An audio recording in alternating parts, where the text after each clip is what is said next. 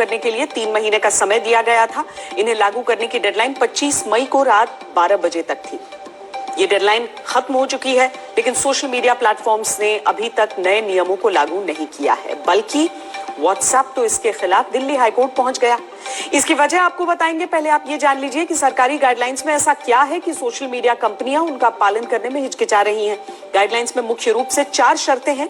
पहली शर्त यह कि सभी सोशल मीडिया कंपनियां भारत में अपने 3 अधिकारियों, chief compliance officer, nodal officer और ग्रीवांस ऑफिसर नियुक्त करें जो भारत में ही रहते हो। दूसरी शर्त यह है कि यह प्लेटफॉर्म ऐसी व्यवस्था बनाए जिसमें शिकायत पर 24 घंटे के भीतर अधिकारी ध्यान दे और 15 दिन के भीतर शिकायत पर एक्शन लिया जाए। तीसरी शर्त यह है कि तकनीक के जरिए ऐसा सिस्टम बनाए जिसके जरिए रेप, बाल यौन शोषण जैसे कंटेंट की पहचान करके उसके प्राइमरी सोर्स का पता लग सके। चौथी शर्त यह है कि सोशल मीडिया कंपनियां अपने प्लेटफॉर्म पर हर महीने आई शिकायतें और उन पर लिए एक्शन की रिपोर्ट पब्लिश करें। 50 लाख या इससे ज्यादा यूजर बेस वाले सोशल मीडिया प्लेटफॉर्म्स को ये गाइडलाइंस लागू करनी थी। अब तक सिर्फ भारतीय सोशल मीडिया कंपनी कू ने गाइडलाइंस का पालन किया है। बाकी सोशल मीडिया कंपनियां अभी तक इन नियमों को लागू करने में आनाकानी कर रही हैं। लेकिन भारत में करोड़ों यूजर बेस वाले व्हाट्सएप ने तो नए नियमों की संवैधानिकता को ही चुनौती दे डाली है और इसको लेकर दिल्ली हाईकोर्ट का दरवाजा खटखटा दिया है, जहां अपनी याचिका में व्हाट्सएप में नई गाइडलाइंस के खिलाफ एक नहीं बल्कि कई तर्क दिए हैं।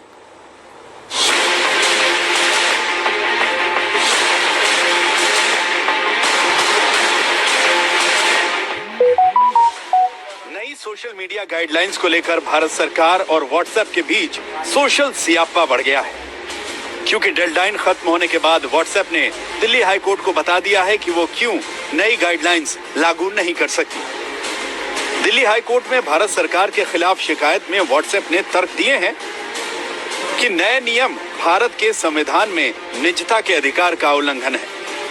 नए नियम के मुताबिक सरकार जब भी सोशल मीडिया कंपनियों से यूजर्स की जानकारी मांगेगी तो उन्हें उनकी पहचान बतानी होगी। कंपनी ने कहा कि वो ऐसा नहीं कर सकती क्योंकि message end to end encrypted होते हैं और अगर नए नियम लागू हुए तो उन्हें यूजर्स की जानकारी सरकार के साथ शेयर करने के लिए मैसेज इंक्रिप्शन को तोड़ना होगा, क्योंकि नियमों में यह नहीं बताया गया है कि किसी कंटेंट को ट्रेस करने का आधार क्या होगा।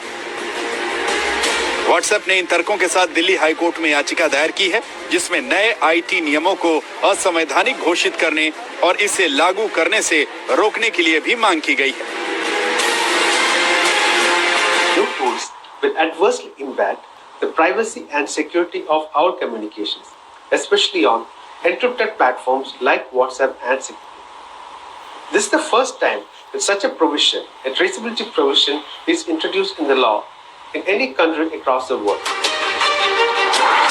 व्हाट्सएप ने दिल्ली हाई कोर्ट में दाखिल याचिका में नए नियमों को न सिर्फ यूजर्स की निजता के अधिकारों का उल्लंघन बताया है, बल्कि इससे संभावित नुकसानों की भी व्याख्या की है। व्हाट्सएप ने अपनी याचिका में कहा है कि नए नियम व्हाट्सएप के करोड़ों यूजर्स की अभिव्यक्ति की आजादी को खतरे में डाल देंगे। नए नियमों से उन पत्रकारों को खतरा हो सकता है जो ऐसी इन्वेस्टिगेटिव रिपोर्टिंग करते हैं। नए नियमों से सिविल और पॉलिटिकल कार्यकर्ताओं को खतरा हो सकता है जो किसी सरकारी पॉलिसी का विरोध करते हैं।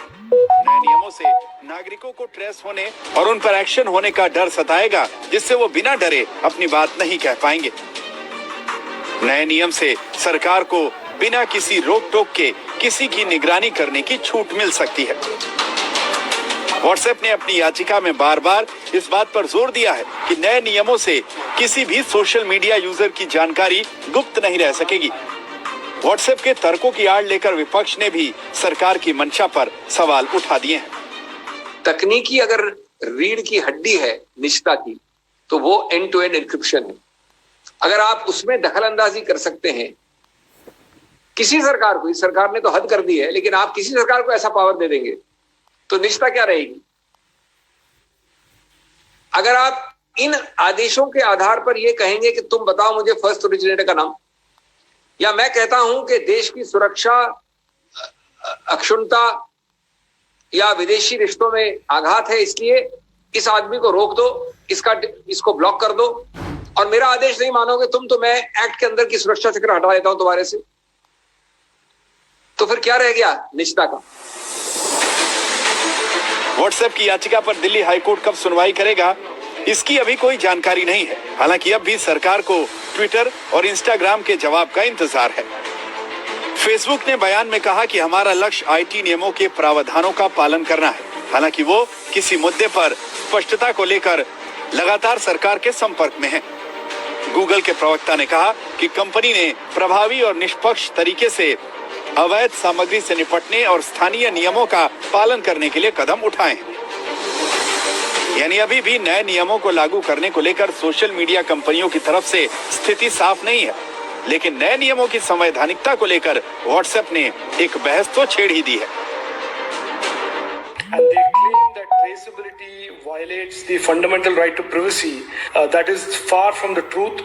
Traceability is not a violation of privacy. There are technological solutions that are available to these platforms that allow them to trace illegal content when governments and law enforcement agencies require them to pinpoint who created illegal content. It's time that these platforms became more accountable to the consumers that they serve and the countries and communities that they do business in. कुल मिलाकर social media कंपनियों के अपने तर्क हैं और भारत सरकार के अपने तर्क। लेकिन सबसे जरूरी बात यह है कि यूजर्स की प्राइवेसी से कोई समझौता नहीं होना चाहिए और साथ ही सोशल मीडिया प्लेटफॉर्म्स का गलत इस्तेमाल भी नहीं होना चाहिए।